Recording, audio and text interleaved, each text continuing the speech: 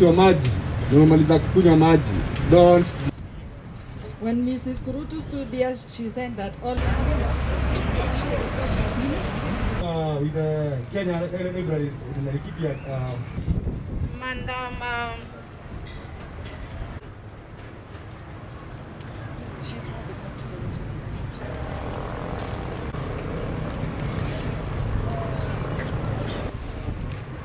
we are not going to keep everything here. We will.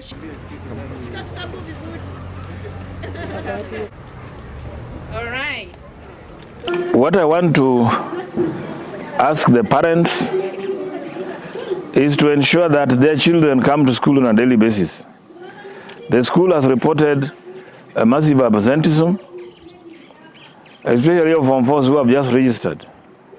We are aware that the school has moved 7 kilometers away. 7 kilometers away means some students are very far from where the school is now. But that should not be an excuse.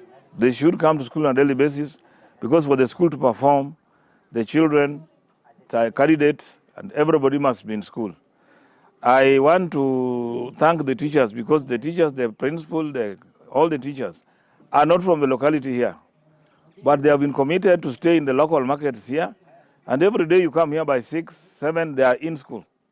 And we want students to be as serious as such. Tuko na changamoto kidogo kwa sababu wakati shule ilihamishwa mpaka hapa, kuna wanafunzi pia hawajaripoti kwa shule na hawajafika kwa shule kwa sababu kuna wazazi wengi wao walitawanyishwa na maji na wakahamishwa mahali singine, walifurugwa na bahari na wakahamishwa kwenda mbalimbali.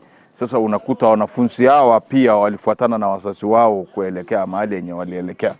Pia kuna wanafunzi wamebaki mahali pale, kuna maboma yenye maji hajafikia, lakini kutoka huko sasa mpaka hapa ni kitu kama kilomita 7, lakini tunaona pia hawa wanafunzi wengine wameenda shule yenye iko karibu na hapo mahali wenye wako.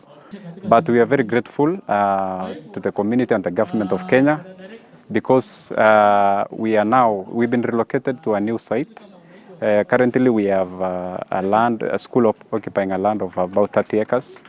And courtesy of the government of Kenya, there is a lot of development going on.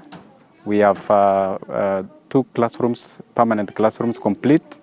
We have 2 more ongoing.